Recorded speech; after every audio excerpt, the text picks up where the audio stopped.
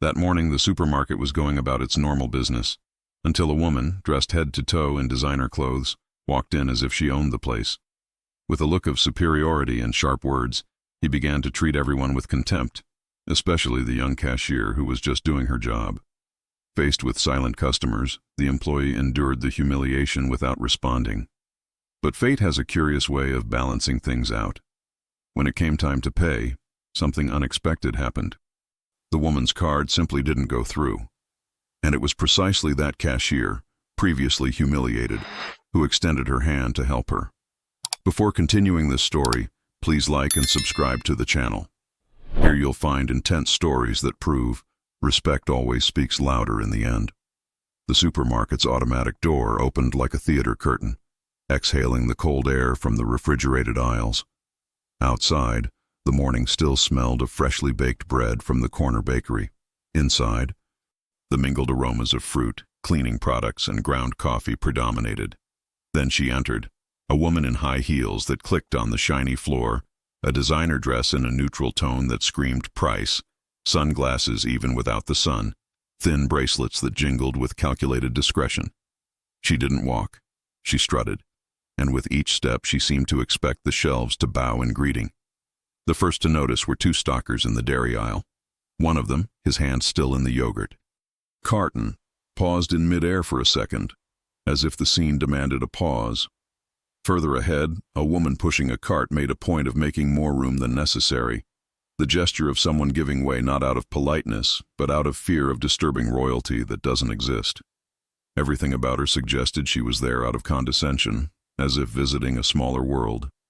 Her gaze scanning labels as if they were letters asking for approval, her chin slightly raised, her sense of urgency unfounded. He picked up a basket, one of the larger ones with wheels, and stared at the handle as if evaluating the quality of a purse's leather. With a purse of his lips, he decided on the full cart, pushing it with his fingertips to avoid unnecessary contact. As he rounded the first aisle, a sales representative attempted a good morning, but she only raised her hand, palm forward, the universal sign for "Don't be late." It was a small gesture, but enough to freeze the smile of someone who, for work, distributes kindness as if it were samples. The cart's wheels whispered on the polished floor. She stopped before each shelf, not to choose, but to discard. Olives? Too salty. Imported rice? The other one from this harvest is preferable. Premium olive oil? Only in a dark bottle. That one oxidizes. The confidence with which she pointed out flaws betrayed habit. People who confuse opinion with credentials and the act of buying with that of auditing. When she reached the fruit, she frowned. At the apples, as if disapproving of a poorly organized meeting. She touched an avocado with the tip of her fingernail, disapproving it for being too stale for today's kitchen.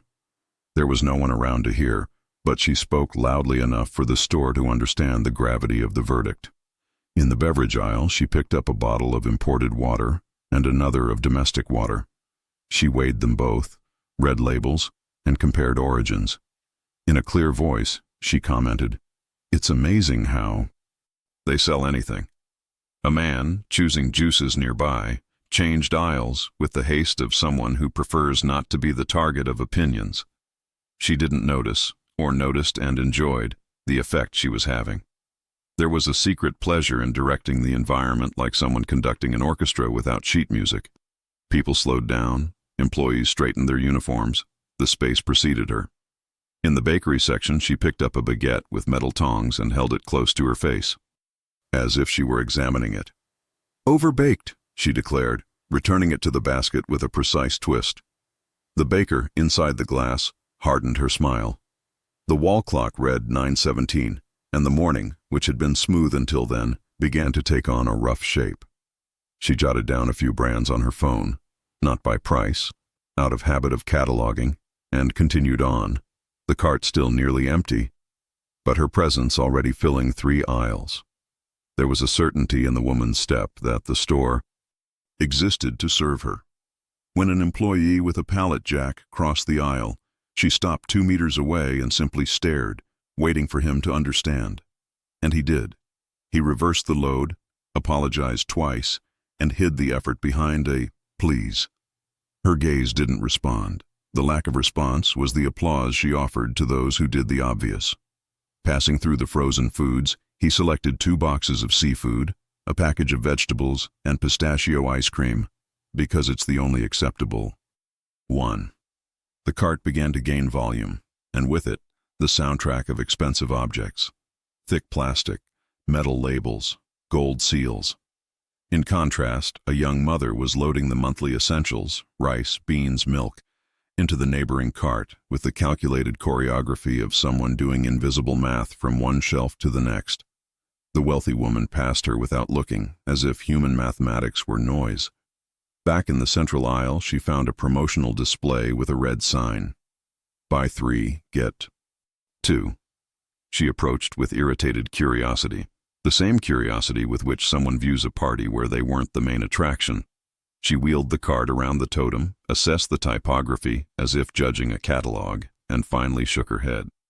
Promotions were, for her, a minor theater. Choice is power, saving not a merit, merely a contingency for those in need. At every turn, the scene repeated itself. Someone gave way, someone pretended not to see, someone waved good morning and was met with silence. And as happens on every morning that plans to become history, fate began to arrange its pieces without warning the players. At the top, the Keixis sign guided the flow of carts toward the end of the route. She didn't hurry her pace. She made time adapt. She checked her watch with disdain for the hour hand and took the main avenue toward the checkouts with the confidence of someone who believes that other people's lines are always for others. It was then that he saw her. At Tao, the second-to-last checkout, the young clerk tucked a strand of hair behind her ear as she scanned barcodes with gentle dexterity. The line flowed, despite the small, everyday mishaps. An unlabeled piece of fruit, an indecisive customer, a barcode she couldn't read the first time. No theatrical gestures, no loud sighs. Just work, rhythm, and a smile that wasn't plastic. It was protocol, yet human. The wealthy woman glanced at the sign above the register. Card, debit, credit, voucher.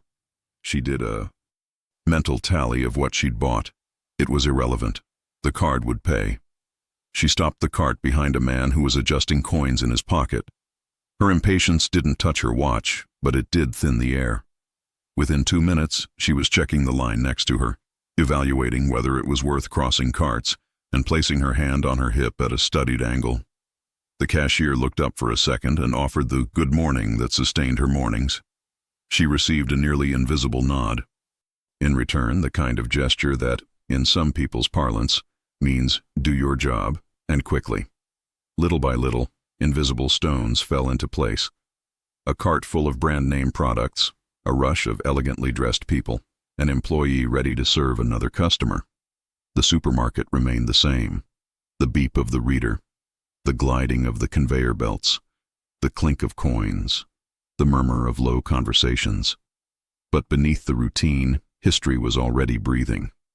Invisible to many, clear to those who learn to read simple omens. The way someone holds a card, the way they look down on the world, the kind of silence they leave in the air. The wealthy woman tilted her neck, sharpened her tone to herself, and pulled the cart a hand's breadth forward. I didn't know it, but every detail of her entrance, her heels, her gestures, her small refusals, was about to be weighed on the scales that don't stay in the pharmacy. The scales of who we are when we think no one measures us. And the banner, Keixis, up there, seemed to flash in another language. This is where the math is done. The line moved slowly, each customer fulfilling the small ritual of weekly shopping. The rich woman, however, did not see routine, but obstacles. To her, every person who took an extra second was incompetent. Every employee who didn't move with the speed of a snap was lazy. The entire environment, in his mind, had to adjust to the rhythm of the heels that hit the floor like hammers. The first target was the packer, a skinny young man in his early 20s, who was still learning how to balance fragile products in paper bags. He smiled shyly as he separated the soda from the vegetables, but he miscalculated. He placed the bottle of olive oil on top of the egg carton. Before the damage could even happen, she intervened. "Boy, be careful. This is basic. Even those who have never worked in a factory know you don't put glass on eggs, he said loudly, enough for the whole line to hear. The boy stammered an apology, embarrassed, trying to rearrange the items. The flushed cheeks betrayed the weight of the humiliation. She didn't wait for an answer. She had already moved on to the next trial. Where do you find these employees? It seems like they'll hire anyone, he added, adjusting his sunglasses on his head like a crown. A murmur ran through the customers behind her. The lady holding a bag of vegetables shook her head, disapproving of the rudeness, but silently. No one dared to directly confront the woman who exuded power. Those heels, the expensive bag, the posture of someone who always had the last word. It was all intimidating. She continued on, even before it was her turn at the checkout. In the side corridor, a young employee, in a simple uniform and with a tired look, was replacing packets of biscuits on a shelf. The rich woman stopped, observed, and commented aloud without even looking directly at the girl. Look, they can't even line up a package on the shelf. That's why the country isn't moving forward. The employee froze. He didn't answer. He didn't look up. Her silence was the surest form of defense, not to fuel arrogance, but inside it hurt, and those who watched from outside felt it. Two men in line exchanged discreet glances, shaking their heads. Finally, it was the rich woman's turn to unload the cart. He pushed him onto the conveyor belt with a sharp movement, as if announcing his arrival in court. The cashier, a young woman with a serene expression and calm demeanor, greeted, "Good morning, ma'am. Is everything okay with the shopping?" "Just do your job quickly," he replied without looking. The harsh tone resounded like a whip in a closed room. The cashier took a deep breath and maintained her polite smile. He was the kind of customer every customer service representative knows. Difficult, impatient, used to testing limits. The box knew she needed to maintain her composure, not for submission, but for survival. At that counter, his dignity was measured by the balance between enduring and not letting himself be reduced. As she ran the first few items through the barcode scanner, the wealthy woman began to comment aloud. "It's amazing how they don't train people anymore. Every time I go to the cash register, it's the same thing.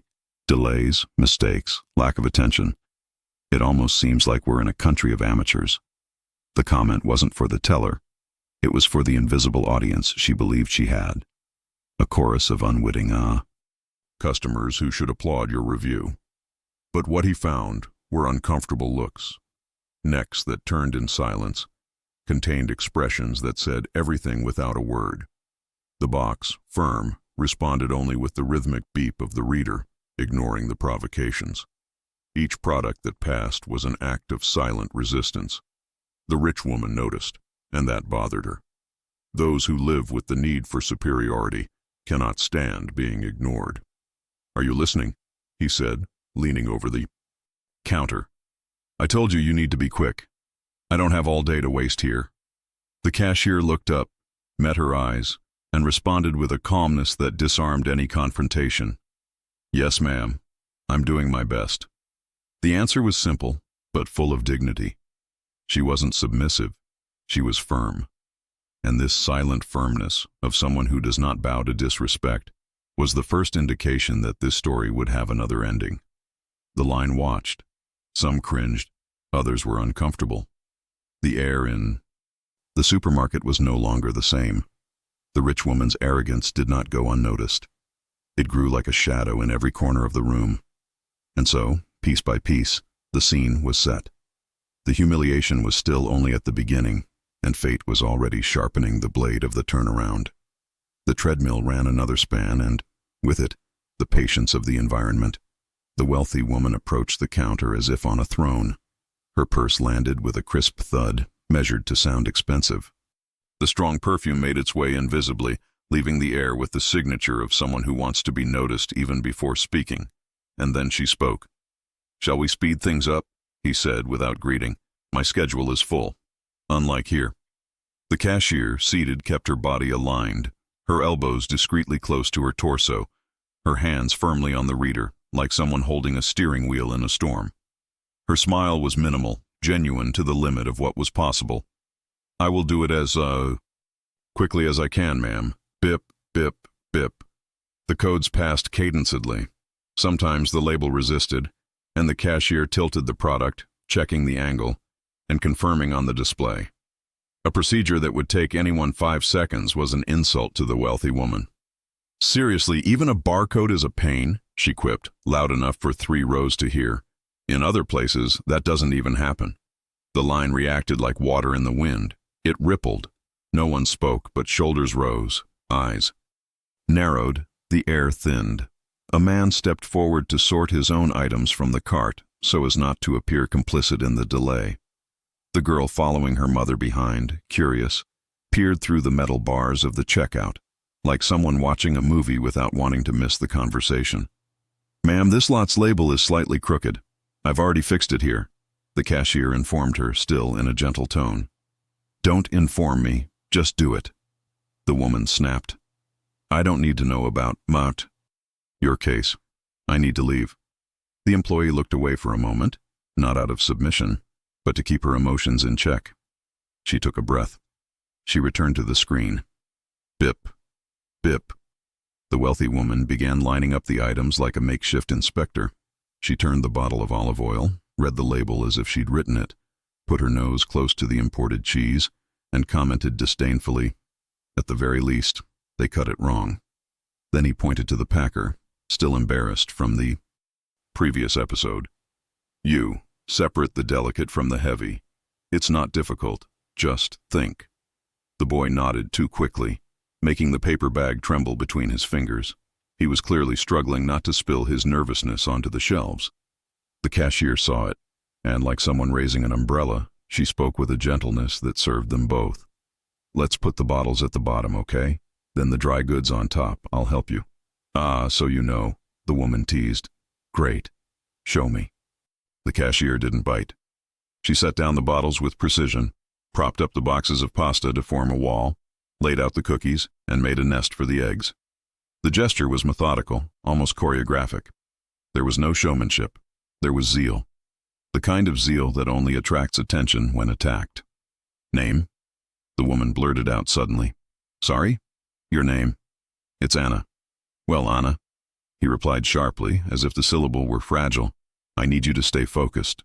Don't make me repeat every instruction. It's tiring." Anna nodded, not allowing her brow to furrow. "Okay, ma'am. Bip, bip." On the display, the amounts ran, adding up to a generous sum. The woman checked each item with an auditor's eye, not out of fear of being overcharged, out of a habit of controlling. "See if you haven't passed it twice," he ordered, even without noticing any duplication. "Don't worry, I'm checking," Anna replied, with a calm that seemed to come from somewhere else, perhaps from all the times she learned to speak with dignity. The noise of the supermarket followed suit, creaking carts, whispered promotions, the distant beep of another cashier, the metallic ping-plink of the produce scale. But in that island of light tiles, time had a different density. A small incident with a label became a testament to someone's haste. A second's hesitation became a thesis about the country. "It's unacceptable," the woman continued. "People come here to make their lives easier and find this. There's a lack of management. There's a lack of training. There's a lack of standards." He looked at the manager, who was watching from afar, a half-step of doubt embedded in the ground. "Do you take note?" he asked, his index finger raised. "This becomes a formal complaint." The manager moved close enough to be seen and far enough away not to be in the way. He nodded, careful not to ignite the fire. "We are at your disposal, madam, for any adjustments." "Great. Start speeding up the line," and concluded, as if signing a decree. Anna maintained her cadence. She sped up a bit, not to keep to the rhythm, but out of respect for those waiting. Even so, she didn't sacrifice caution. Caution was her limit. "Madam, do you prefer the invoice in your CPF?" "Of course. You think I don't?" he replied and laughed shortly. Anna typed accurately. She asked for the number, confirming it digit by digit without letting herself be swayed by irony. "Confirmed. At least that," the woman murmured. The last items passed. The flowers remained, a bunch of white lilies the woman had grabbed on impulse, perhaps for the living room arrangement she'd created that day.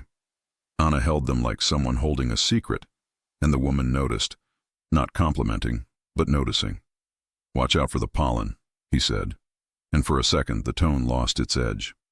Then it returned. "It stains." "Thanks for the tip," Anna replied simply, wrapping the flowers in wax paper. The treadmill stopped. The display showed the total. A large number, consistent with comfort strollers. Anna gently rotated the screen so it was visible to the customer. "Here's the price, ma'am.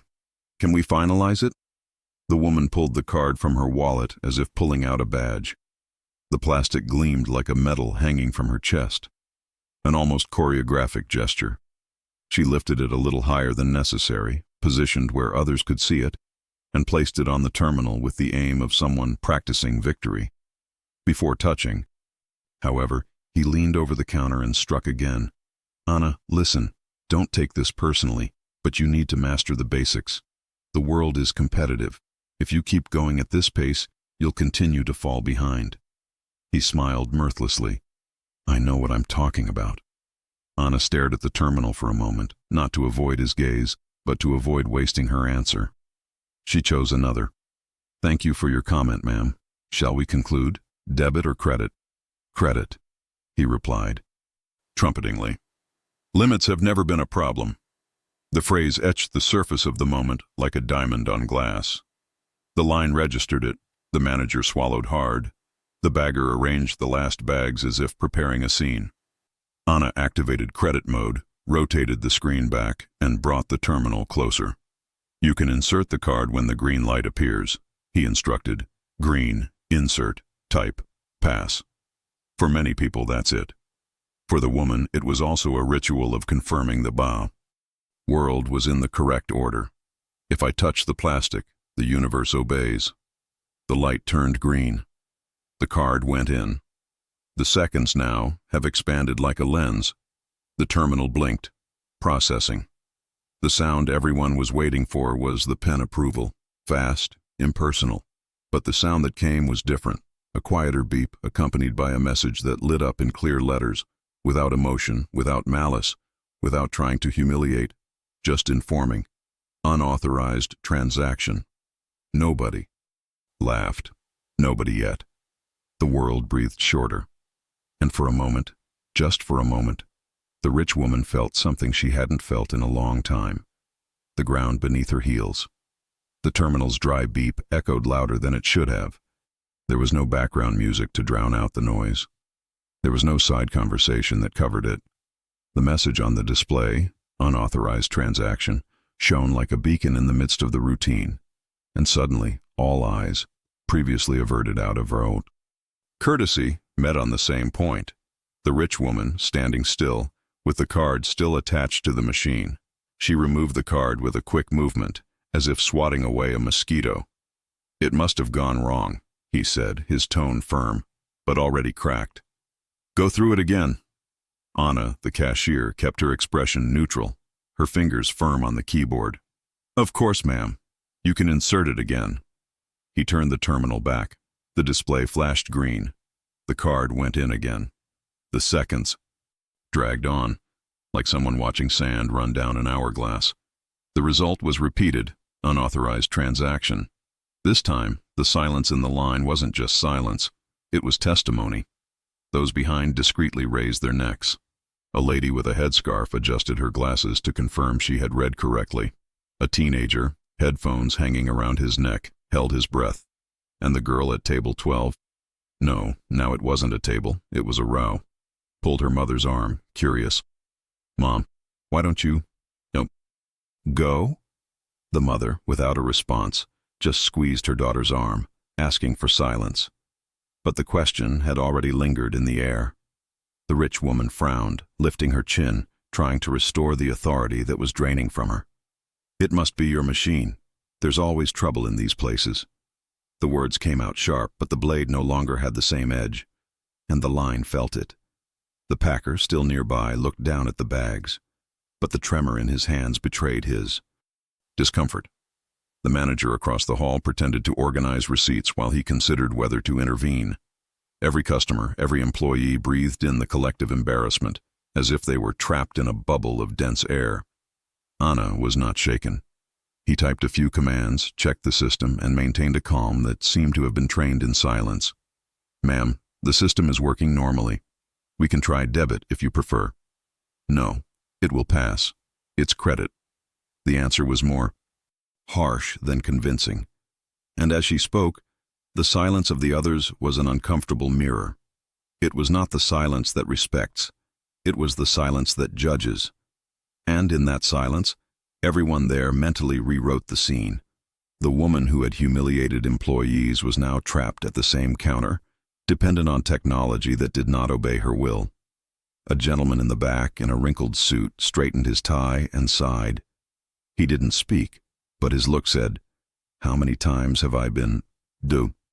On the other side of that counter, a young mother, with her small son in her arms, watched in silence and thought, "It's not the clothes that pay the bill," and the teenager with the headphones suppressed a nervous smile, as if he understood for the first time the bittersweet taste of fate's irony. The rich woman cleared her throat. "I'll use another card." She rummaged through her designer bag with abrupt movements. The metal clasp hit the counter with a loud bang, echoing down the hallway. The metallic sound betrayed the nervousness she was trying to hide. Meanwhile, the entire line remained motionless. No one complained about the delay. No one grumbled about the wasted time. The silence had become a stage, and everyone present was an audience for a show that would never be repeated. Anna gently turned the terminal again. "When it's ready, you can insert it." The phrase carried no irony, just respect. But this respect, so simple, weighed like a mountain in the face of the previous sigh. Arrogance. The new card slid in and was inserted. The display flashed. Stretched seconds. Another beep. Another message in cold letters, unauthorized transaction. A collective sigh escaped. It wasn't laughter. It wasn't mockery. It was the breath you hold when the improbable insists on happening. The rich woman took a half-step back, her eyes fixed on the terminal, as if she could intimidate the machine. The silence in the line now was not just witness. It was silent judgment. A judgment that she felt on her skin, on her back, on the back of her neck. Each look burned like a lit beacon, and for the first time, she didn't have a ready-made phrase. The dignity that seemed unshakable, built on every heel, every expensive accessory, began to crack. And the silence of the line, that same silence she had ignored before, was now the loudest music she had ever heard. The third card came out of the bag with the same nervousness as someone looking for a lifeguard on the high seas. The rich woman's hands were shaking slightly, but she hid it by fixing her hair and adjusting her glasses on her head. Each gesture was a disguise to avoid admitting what was already obvious. The situation was out of his control. The terminal was rotated again, like a patient executioner awaiting his next victim. The woman inserted the card forcefully, as if physical pressure could alter invisible codes. The display flashed. The line, motionless, breathed in time with the machine.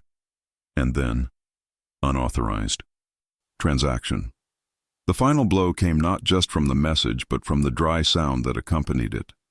A short, impersonal beep, but at that moment it sounded like laughter. The silence that followed was not just silence, it was applause without clapping. The rich woman pulled the card out violently and looked at Anna, the cashier. Her eyes burned in search of complicity, but they only found serenity. "There must be a system error," he said loudly, so everyone could hear. The tone was no longer one of authority. It was desperation disguised as arrogance. Anna took a deep breath, kept her gaze fixed, and replied, "Ma'am, the system is working normally. We tested it with other customers a few minutes ago. We may need to check with the bank." The sentence was polite, but its echo was devastating. That's not the problem here. The line reacted in heavy silence. It was the kind of silence that didn't need words to hurt. The elderly lady adjusted the scarf on her head, lowering her eyes, as if she had seen that scene in another time, in another place, but with the roles reversed. The young man with headphones suppressed the urge to laugh, biting his lip until it almost hurt. and the man in the crumpled suit, who had maintained a restrained posture until then, muttered quietly, just to himself, "Life teaches." The rich woman, already out of breath, sought support from the manager, who remained close by but hesitant. "This is unacceptable," he shouted, pointing at Anna.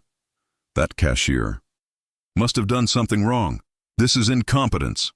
The scream bounced off the cold walls of the supermarket. Some customers took a half step back, uncomfortable. But no one confirmed the accusation. No one nodded. The collective silence was, in itself, a judgment. Anna, serene, remained firm. "Madam, there's no error in the process. The system simply registered the bank's response. And, in a conscious choice, he used the human tone that dismantles arrogance. It happens to anyone." The simple phrase fell like a stone on the rich woman's mask. Because for her, anyone, it was always the other, never her. And now, in front of everyone, the equation was reversed. The packer, his hands still trembling, looked at Anna with silent gratitude. The cookie aisle clerk, who had heard the nasty comments, appeared at the side door, pretending to put away wrappers, just to see the outcome. And the girl, curious, asked in a clear voice, "Mom, can't she pay?" The whisper turned into a blade. Because there was no escaping the innocence of a child. The rich woman swallowed hard. He tried to lift his chin, but the gesture could no longer support the weight of the scene. His voice wavered. I'll figure it out. I just need a moment." But the moment was no longer hers. It was from the queue who was watching. It was from the employees who learned. It was Anna, who held dignity like a silent flag. And above all, it was fate itself, which had decided to balance the accounts before. Everyone. The public humiliation did not come from laughter or insults. It came from the silence that did not applaud, but also did not defend her. It came from the gaze of each person who, in silence, understood. The world turns, and those who humiliate today may, tomorrow, ask for help. And for the first time in a long time, the rich woman felt like she didn't own the scene. It was a character, and this time it wasn't the protagonist who chose the dialogues. It was the one the plot placed in front of the mirror, without makeup. The silence after the third, unauthorized, didn't just fall on the client. It fell on Anna too, not as guilt, but as a weight. Silent weights have curious shapes. They don't crush the body, they test what the body holds inside. Anna held the terminal for a second longer than necessary, like someone picking up a fragile piece of porcelain that narrowly escaped breaking. The screen went blank. The beeping stopped. The world continued, but at a lower volume. She inhaled, counting softly to 4, an old habit, born in supermarket checkouts and waiting rooms, on crowded buses and in on-duty corridors. The air entered, brushed her throat, washed away the rush, settled her words. When she released it, she had already chosen her tone. Without defense, without irony, without the temptation of revenge. Dignity doesn't like an audience, it likes an axis. The wealthy woman stood there, erect with pride, wavering within. The expensive perfume, once a soundtrack, now seemed too compressed in the still air. The manager, 2 steps away, his eyes searching for a phrase that wouldn't ignite. The packer trembled less. His hands found refuge in the method Anna had taught him minutes before. The line did what lines do when they realize they've become theater. They watched without speaking, waited without complaining, judged without condemning out loud. Anna remembered in a flash her first time at the checkout counter years ago. She was afraid of the beep, as if the sound might give her away. She thought the terminal was a capricious creature and that the blame for a mistake would always fall on the weakest lap, hers. She quickly learned 2 truths. Machines fail, and people sometimes fail worse. But how you hold on to the moment is what truly lasts. That long ago night, the supervisor had told her, "You are not the sum of the problems that pass through your counter. You are the way you navigate them." She kept it like someone who treasures a family. Recipe. "Ma'am," she said softly, without hinting at defeat, "we can try to get closer, if you prefer." Sometimes the chip fails. The woman hesitated. Pride judged the proposal, not by technical merit, but by the height of the heel. To get any closer would be to admit trust in the cashier's hand, and pride doesn't like to ask for a ride. Even so, she nodded, with a slight lift of her chin. Anna activated the NFC. The terminal lit up, solicitous, as if offering peace. Another short beep, and the cold message, unauthorized transaction. A thread of murmur ran from behind but died at the second step. The line understood that laughter would be cowardice. Anna didn't look away from the screen. Not because it was easier to look at the screen than the person, but because the screen at least didn't take anything personally. She typed, checked the network, tested her badge on the auxiliary reader. It worked, and returned the terminal to its standby. The world once again fit into 2 sentences. I can try to contact the machine operator. No need, the woman said, her voice wavering between steel and glass. I'll sort it out with the bank. Anna nodded, the nod of someone who accepts another's path without giving up on offering her own. She turned to the packer. Let's separate the bags by category. If necessary, we'll pause the conveyor belt. He smiled with his eyes, like someone receiving shelter they don't feel they deserve. For a moment, Anna's memory pulled her away. Her mother, folding uniforms on the sofa, her grandmother stirring hot soup for her grandchildren, the small house learning to fit more people on Sundays. She remembered the times someone spoke to her mother the way the rich woman had spoken to her, slowly, didactic, as if dignity were a disposable cup. She remembered the first response she learned to give, not in words, but in posture. I won't give you what you expect from me. No tears, no screams, no laughter of relief when life takes its toll. Anna, are you okay? The manager whispered, finding a space of care between one authorization and another. I am, he replied, his voice still firm. Let's just close it up properly.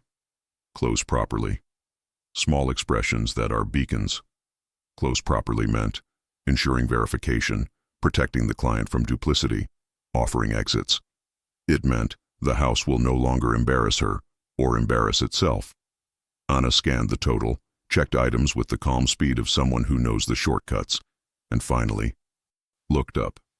The wealthy woman held 2 cards, one in her hand, the other between her fingers, like oars in a leaky boat. Her eyes, accustomed to looking down, now groped the surface, searching for a safe place to land. Ma'am? Anna chose the word carefully, as if she were scooping sugar so as not to oversweeten it. There's an option we can use if the bank takes too long. A pause. We can generate a payment link on your phone, or split the amount, part debit, part cash. I don't carry money. The interruption came sharply, but didn't cut it. No problem.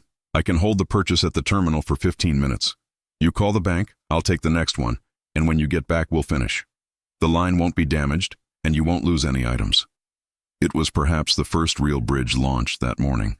There was no irony. There was careful engineering. The line relaxed an inch.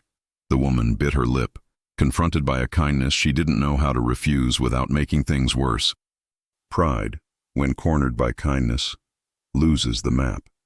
Do this, please, she said, and the last word stumbled, unheard, on her lips. Anna didn't celebrate, she just registered. Please is humanity's bell when it decides to return home. She saved the purchase as pending request, applied the temporary block, printed a receipt with the summary, and stapled it to a transparent envelope. He organized the bags next to it into categories, each with a handwritten label: refrigerator, pantry, cleaning, fragile. The gesture seemed banal, but it was a right. Rights say, we are taking care. I'll take the next one while you call, he said, looking her in the eye, unhurried, without pressuring her with his gaze. When I get back, I'll come back from here. Right, the woman replied, taking her cell phone out of her purse with less steady fingers. She took 2 steps to the side, as if learning to occupy the space of ordinary people. The next customer approached slowly, respectfully, like someone walking through a temple after a sermon. Can you pass the dairy products first? He asked softly. Of course, Anna said, and the beeper returned, now lying in a hammock.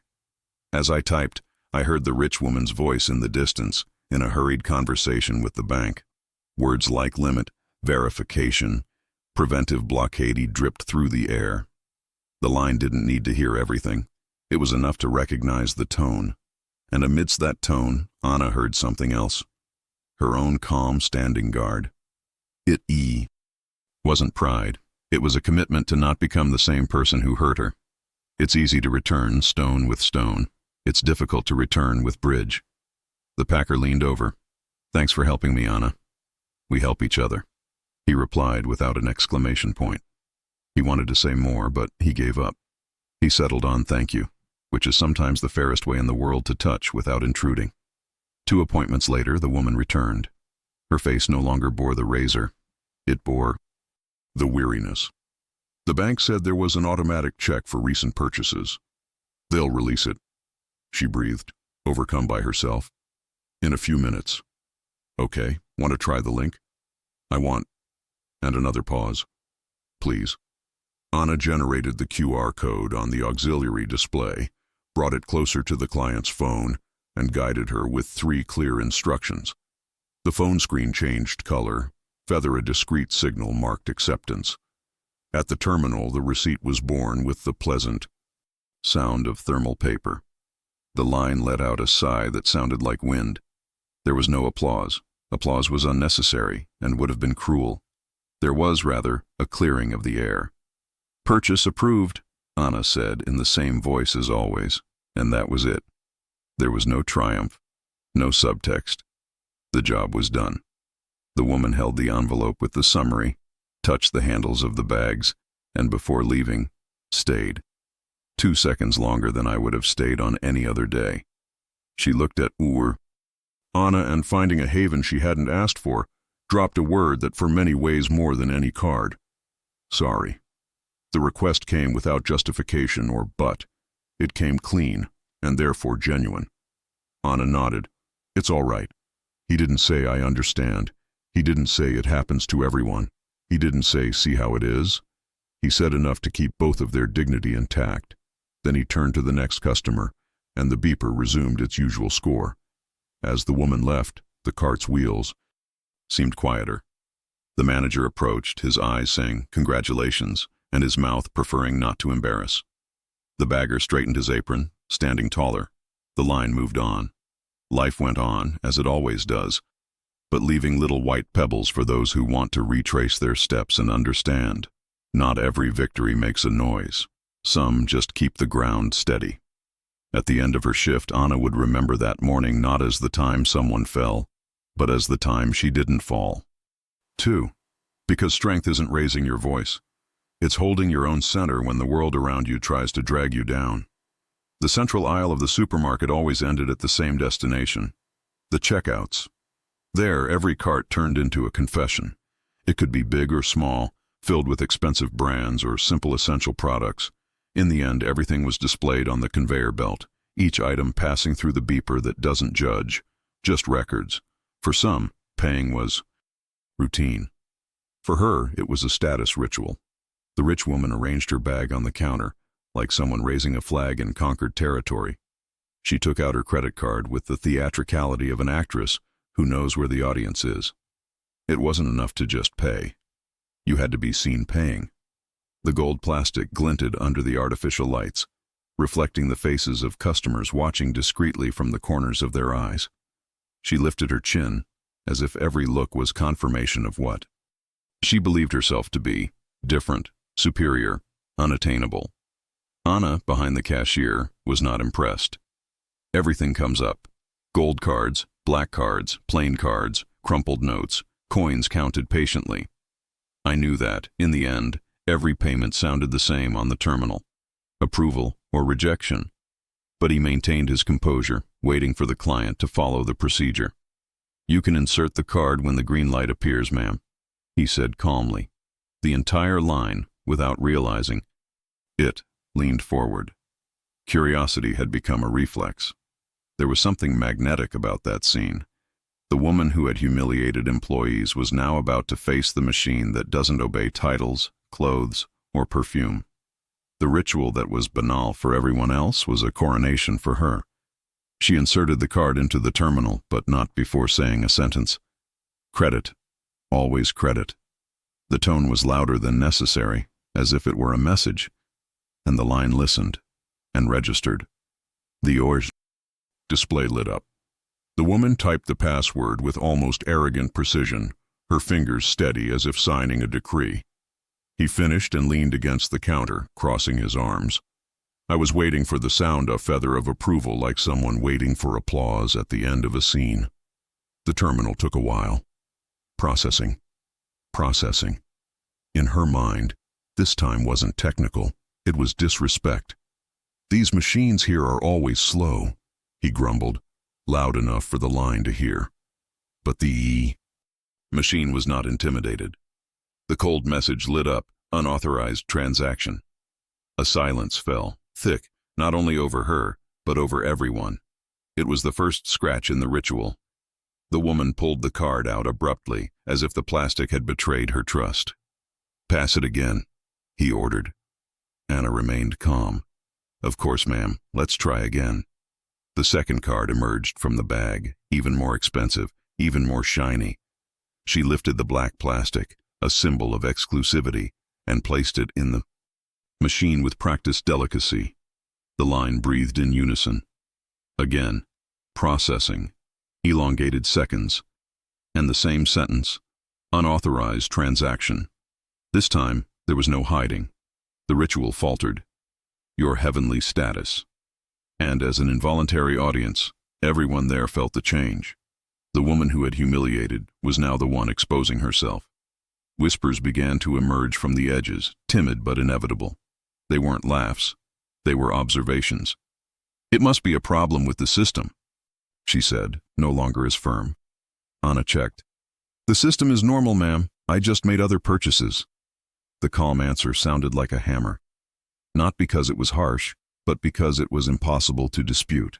The woman snorted, rummaged through her purse, and pulled out a third card. This time, he didn't even announce it.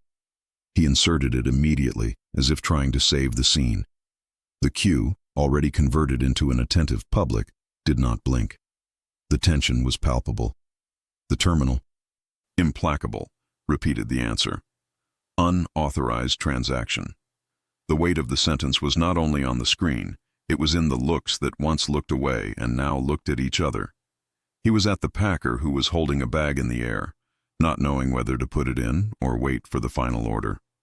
It was on the plainly uniformed employee in the next hallway, who had now stopped arranging cookies to watch. It was, above all, Anna, who remained calm, like someone holding the ends of a torn net. The public humiliation was beginning to take hold, and the rich woman, who had previously controlled the tone of the scene, was now controlled by 3 cold words on the screen. And the silence of the line, that collective silence, sounded louder than any alarm. The third unauthorized wasn't just a technical error. It was a silent earthquake that rippled through every row, every eye, every heart present. The terminal still flashed the message, cold, repetitive, emotionless, unauthorized. Transaction. Lyrics that don't scream but hurt because they can't be disputed. The rich woman pulled the card out violently, as if pulling out an invisible thorn. This is a joke, he said loudly, looking around for allies who wouldn't come. These machines are outdated. This store doesn't invest in anything modern. It's obvious that the problem lies here. The manager, a few feet away, pretended to rearrange receipts. The hostess at the counter pretended to type on the computer. The customers, each in their own island of silence, didn't respond. The supermarket, previously filled with murmurs of conversation and the squeak of carts, was now subsumed by a single sound, the customer's heavy breathing and the faint echo of the machine's final beep. Anna calmly typed in the terminal to check for any instability. Everything was normal. Ma'am, the system is indeed working, he said neutrally. You may need to try debit or contact your bank. But the phrase wasn't just a technicality, it was a mirror. The problem wasn't in the world, it was in what she believed she controlled. The woman looked around, saw the fixed gazes, felt the invisible judgments. Every person in line now seemed to be witness to something that shouldn't be public. The man in the wrinkled suit cleared his throat, trying to break the tension. The elderly woman adjusted her handkerchief and closed her eyes for a moment, as if protecting herself. The teenager with headphones bit his lip hard to keep from smiling. And then the fisher appeared. "This is ridiculous," the woman shouted. "I have a limit, I have a balance, I have more resources than anyone here." The phrase echoed in the supermarket, and it was at that moment that the humiliation became public. Not because anyone had insulted her, but because she herself, in defending herself, confessed what she feared most. She was at a disadvantage. Anna held the terminal tightly, without blinking. The bagger next door almost dropped a bag. The entire line took a deep breath, as if witnessing a slow-moving accident. The woman pulled out a fourth card, this one metallic in design, displaying it as if it were a dueling sword. "This will pass," he said, almost like a mantra. "It always does." Inserted, typed, waited. The terminal, implacable, repeated the sentence, "Unauthorized transaction." The silence that followed wasn't just one of embarrassment. It was one of revelation. That woman, who until minutes before had been speaking from above, was now leveled to the hard ground of reality. And everyone, without saying anything, realized. The girl in line pointed discreetly and asked her mother, "Mom, why doesn't hers pass?" The mother squeezed her daughter's arm and whispered, "Because sometimes not everything that seems is true." The childish comment, though low, cut through the air like a knife. Some customers shook their heads. Others exchanged quick glances. The humiliation was no longer invisible. It was exposed. Anna, however, maintained her composure. He didn't smile, he didn't mock, he didn't look down on me. He simply offered an alternative, with the same tone as always. "Madam, we can split the purchase between 2 cards if you wish." "I don't need that," he replied, but his tone was no longer firm. It was nervous. The manager finally approached. "May I help you, ma'am?" She turned to him as if finding an ally. "Yes. This machine doesn't work. These employees don't know what they're doing. I want the purchase recorded correctly." The manager took a deep breath. "Madam, the machine is working perfectly. Unfortunately, the refusal comes directly from the bank." Eyes turned to the woman again. It was the final word. The manager confirmed, in front of everyone, that the problem was not the store. It was her. The woman took half a step back, lost. The perfume no longer masked the shame. The heel no longer supported the posture. And the silence of the line, filled with mute judgment, was the chorus. She never wanted to hear. The card wouldn't go through. And at that moment, it wasn't just the transaction that had been denied. It was the image she had created for herself in front of everyone. The wealthy woman no longer held just cards. She held her own reputation slipping through her fingers. Every metallic piece of plastic, gold, black, seemed heavier than lead bars. Her designer purse, open on the counter, was like a cluttered trunk on full display. The zipper half open, the receipts crumpled, the phone vibrating with nervous notifications. Everything betrayed that her perfect control was already cracking. "This one will pass," he said, pulling out a 5th card, his trembling voice disguised as a command. "You've never failed me." Anna, serene, turned the terminal. "You can insert it when the green light appears, ma'am." The light flickered. The card went in. Her fingers ran over the keyboard, fast, almost aggressive. The weight once again stretched like a taut rope. And the answer, relentless, unauthorized transaction. The woman let out an audible sigh, followed by a forced cough. He looked around as if seeking justification in the faces of others. But the faces offered no complicity, only silence. The whole line watched. Some looked away out of compassion, others out of embarrassment. But no one pretended that nothing was happening. "Ridiculous," she said, louder. "I'll use approximation. These old machines don't recognize chips properly." He pressed the card hard. Against the display. Beep. Pause. Repeated message, unauthorized transaction. The teenager with the headphones couldn't resist. A muffled laugh escaped, immediately cut off by his mother with a stern look. The lady with the scarf murmured a short prayer, perhaps a memory of situations in which life had also denied her simple things. The packer, paralyzed, simply held a bag in the air, as if afraid that putting it down would cause it to collapse. Anna breathed, maintaining the calm that became more valuable with each second. "Madam, if you prefer, I can divide the amount into smaller installments." "I don't need to pay in installments," the customer replied, her high tone tinged with desperation. "I can pay this without thinking twice. It's just that this crappy system doesn't work." The manager nearby tried to intervene. "I can offer technical support, ma'am, but I assure you, the system is working properly." The woman turned to him, indignant. "Are you implying that the problem is me?" The question fell like a stone to the ground. No one answered. There was no need. The silence in the line had already responded. She then took out her cell phone, hands trembling, and opened the banking app. Entered passwords, passed biometrics, waited for loading. On the screen, numbers that only she saw. And for a second, the whole body seemed to wither. The balance did not match what I imagined. A blockage? A forgotten purchase? It didn't matter. The truth was there, clear, etched on the small display. There was no limit enough. He closed the app quickly, as if hiding a secret, but not fast enough to disguise it. His hands were still shaking, and everyone could tell. I'll figure it out," he said, now hesitant. "I just need one more minute." The line, motionless, waited. No one protested the delay. No one demanded that he walk quickly.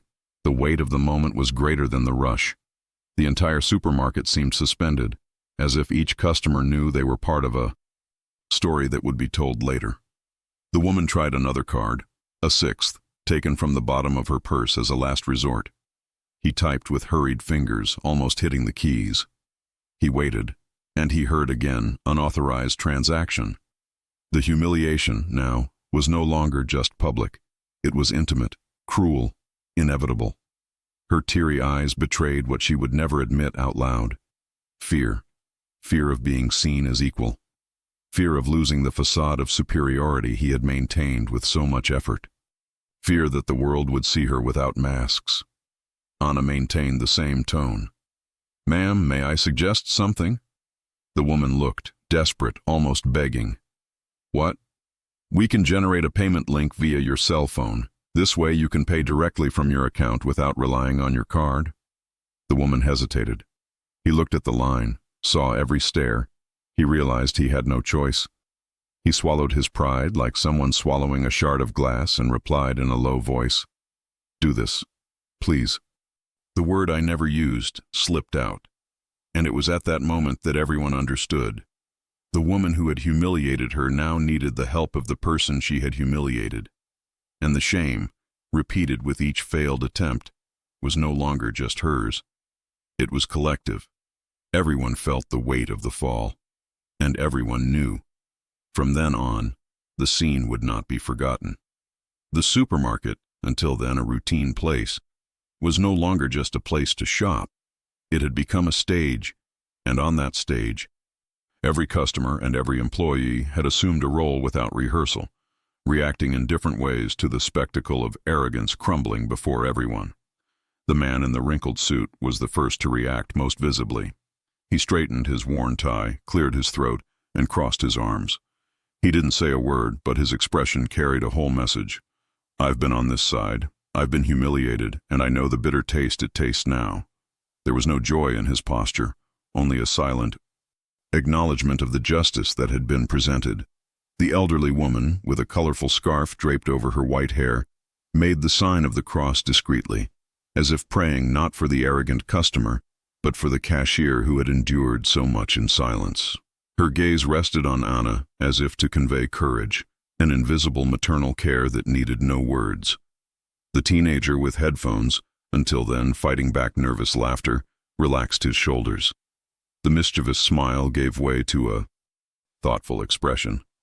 Perhaps it was the first time he'd witnessed outside of a movie or online video, life changing in real time. And this lesson, though silent, would remain engraved. Respect costs nothing, but a lack of it can cost dearly. The curious-eyed girl's mother squeezed her daughter's arm again, trying to protect her from the embarrassment of others. But the child's innocent question, "Why won't hers go away?" had already hung in the air like a sentence.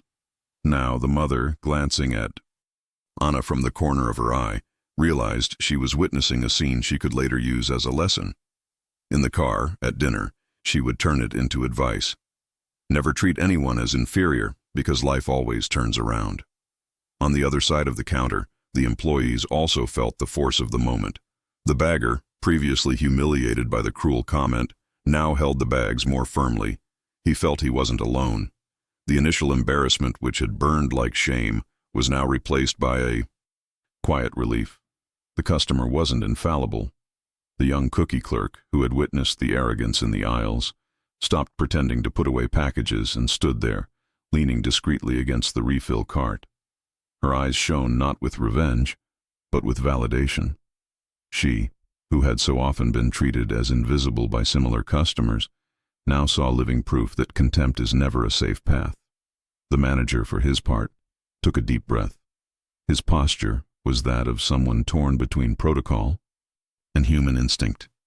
He knew he couldn't openly oppose the customer, but deep down he recognized Anna's dignity sustained that supermarket more than any facade of luxury. And Anna, at the center of it all, stood firm. Her heart was beating faster, it's true, but her expression remained calm. She didn't need to raise her voice. She didn't need to respond with irony. Her silence said it all. It was calm that revealed the true hierarchy. Those who maintained their dignity amidst the storm were, in fact, the ones in control. The silent judgment of the line wasn't cruel, it was educational. Each person there understood in their own way that they were witnessing a collective lesson. Fate wasn't just punishing an isolated act of arrogance, it was teaching everyone that respect is a value that cannot be bought. All eyes were on Anna more than on the rich woman, because in the end, it wasn't the fall that was impressive, but the posture of someone who bore the weight without giving in to the temptation to retaliate. Time seemed to stretch out. Every second the card failed was more than a banking error. It was the exposition of a simple truth. We are all subject to the same rules of life. No one is above the dignity of others. And when the next customer hesitantly arranged their items on the counter, they did so delicately, as if every gesture from then on was also part of the lesson learned that day. In that ordinary supermarket, among shelves of rice, milk, and cookies, a simple scene had turned into a moral theater, and everyone from customers to employees knew they wouldn't soon forget what they had just witnessed. The noise of the supermarket returned in small waves. A cart creaking in the background, the timid beep of another cashier, the air conditioning fan blowing a chill that clashed with their hot faces. The wealthy woman remained motionless, cards stacked on top of each other like a defeated deck of cards, her phone still open to the banking app, her purse gaping like a mouth that no longer knows what to swallow. The silence in the line, however, wasn't a hunger for revenge, it was a hunger for closure. And closure didn't come from those wearing designer clothes. It came from those wearing names. Anna adjusted her badge at chest level, a simple gesture that, for her, always seemed to realign the world. She looked at the client without showing or lacking respect, neither above nor below, straight on. "Ma'am," he said, and the word ma'am wasn't a weapon. It was a bridge. "We have a few options. I can hold your purchase for 15 minutes. I can split the payment between 2 cards if you prefer, or I can generate a link here on the terminal so you can pay directly from your phone. The bank allows me to do that. It's quick." The woman blinked, as if stepping from a dark room into the light. She wasn't expecting an outstretched hand. She was expecting a pointed finger. Her voice came softer than any previous sentence. The link. Make the link, please." The word please landed on the conveyor belt like a forgettable yet precious object. The line let out an inch of air. The manager, who was coming and going in an anxious rhythm, nodded with silent gratitude. The bagger, less trembling, brought the bags closer, as if closing ranks on the side of peace. Anna turned the auxiliary terminal, touched 3 icons with the speed of someone who knows the shortcuts, generated the QR code and brought it closer to the customer. Just point your phone camera, confirm the amount, and authorize. If you prefer, I'll send it via SMS from the system, whatever works best for you. Comfortable. A word no one had offered the woman since the mask fell. She lifted her phone with still uncertain fingers, framed the code, and breathed. On the screen, the value shone like a judgment-free mirror. 2 seconds. 1. Pen, authorized by the bank. At the terminal, the receipt was born in a whisper of thermal paper. The end of an earthquake can mean some fit on a sheet of paper 3 centimeters wide. Purchase approved, Anna informed him in the same tone she would use to say, "Good morning." There was no triumph. There was work. The woman closed her eyes for a moment, a long blink that betrayed exhaustion. When he opened them, the arrogance was gone. She stood beside the rejected cards, naked, useless. Her face, once a blade, was now skin, and skin speaks another language. "Thank you," she said, and the word came out clearly. I didn't have to be rude. I'm sorry." The apology wasn't accompanied by justifications. It wasn't sorry, but it was an excuse, period. That's why it worked. Anna nodded, and her nod was both acceptance and a boundary. "I accept so we can move on, not so it can happen again." "It's okay," he replied. "It happens to anyone. The important thing is to resolve it and move on. Do you want me to ask Paolo to carry the bags to your car?" Paolo, the packer, straightened his apron as if putting on new armor. "Yes, I can, ma'am," he said in a voice that restored his height. The woman looked at him and, for the first time that morning, saw a person where before she had seen work. "Thank you, Paolo." The name spoken gave the boy back a piece of the world that the cruel comment had taken from him earlier. He smiled, the kind that doesn't ask for permission. The line, that collective entity that learns quickly, relearned its rhythm. 1 step forward, products on the conveyor belt, a rhythmic beep returning to the fru. Usual score. But anyone who looked closely could see that the music now had a different harmony. Hands placed merchandise down with the care of, "Let's not break what we just fixed." The manager took courage to speak in a full voice. "Anna, thank you for driving." And, turning to the customer with equal respect, "Ma'am, if you need, we're happy to set up automatic debit in the app. It prevents security blocks when there are multiple purchases on the same day." The woman nodded. It was clear. She had learned in minutes what years of convenience never taught. "I'll do that." And she turned back to Anna as if choosing the right word from a shelf of rare terms. "Thank you for your patience." "It's not patience," Anna corrected gently. "It's procedure, and a little kindness." Kindness burst small windows into the faces around them. The woman with the scarf smiled with her eyes. The teenager discreetly removed his headphones, as if to hear the rest of the world. The mother brought her daughter closer and, in a whisper that sounded like a promise, said, "This is how we do it." Paolo organized the bags by weight and destination, refrigerator, pantry, cleaning, fragile, and placed them in the customer's cart. Anna stapled the receipt to the clear envelope and placed it on top, like a box lid that protects, not hides.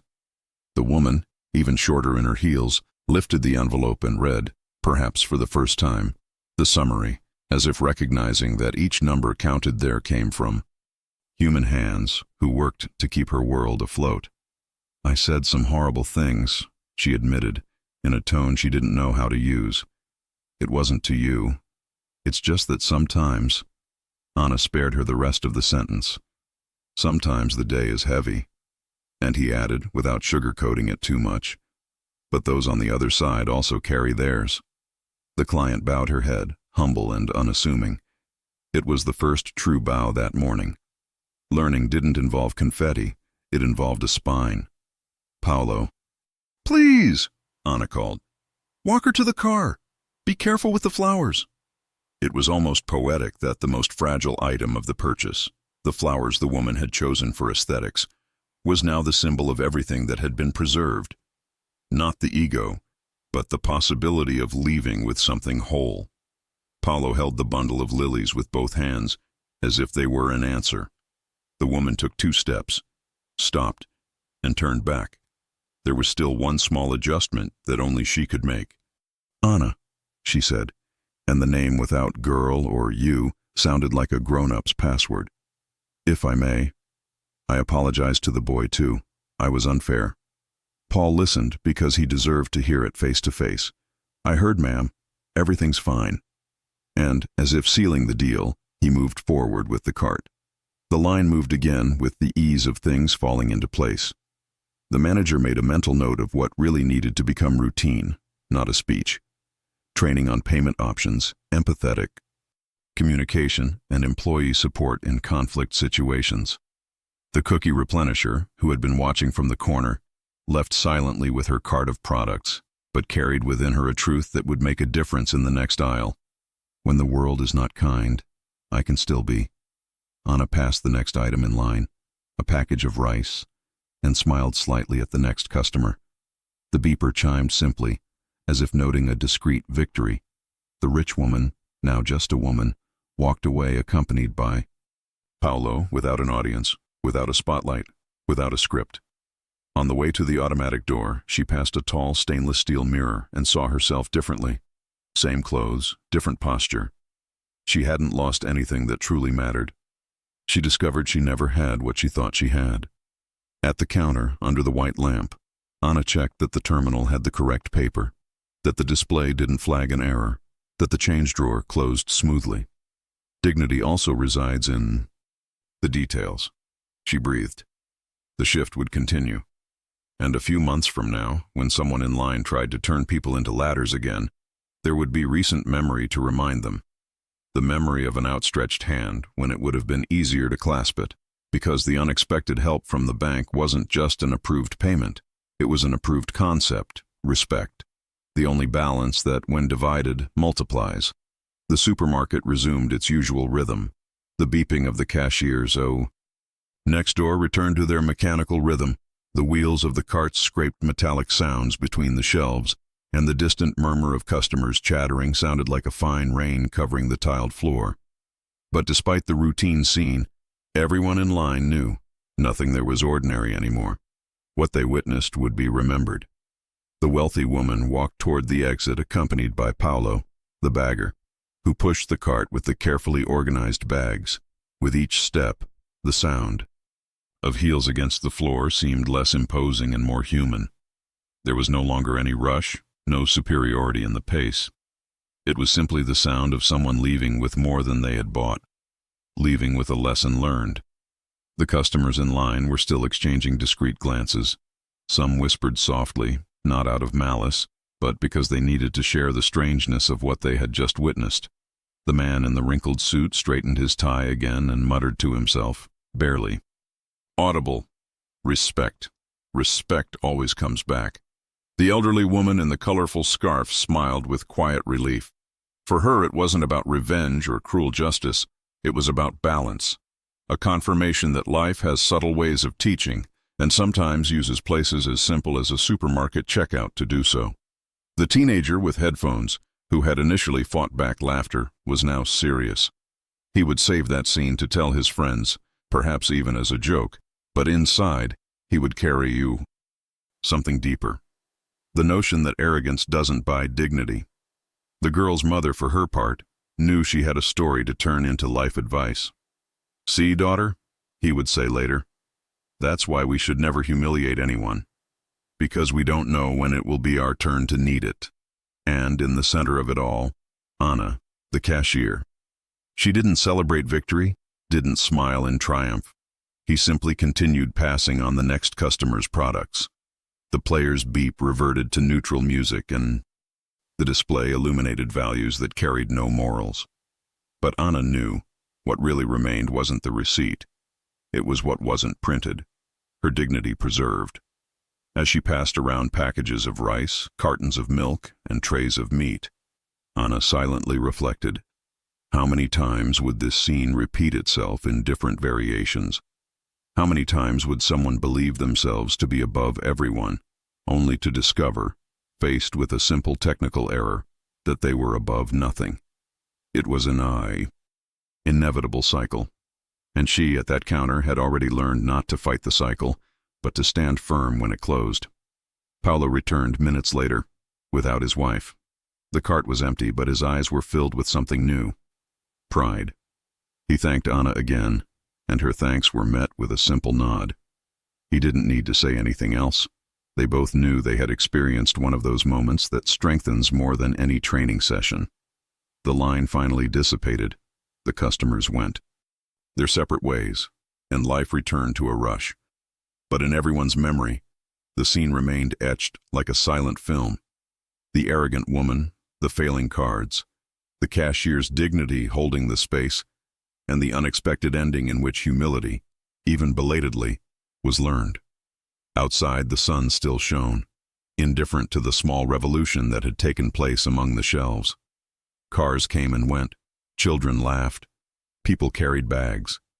The world moved on. But within each person who witnessed it, there was now a certainty that was hard to erase. Respect is never a loss. Respect is an investment. And perhaps the greatest lesson wasn't for the rich woman. Maybe it was for everyone. For the boy who next time will think twice before laughing at someone. For the lady who will take home the memory that kindness always comes back. For the manager who will understand that his employees are worth more than arrogant customers. For the mother who will teach her daughter the weight of a bad word and the value of an apology. And for Anna, who once again silently confirmed that dignity, when well maintained, does not need an audience to win. In the end, the lesson was clear. Wealth isn't measured by cards that pass or fail. Wealth is measured by how we treat those who hold the counter of life for us. And the rich woman, now just a woman, discovered that the card may fail, but humanity, when it exists, is never denied.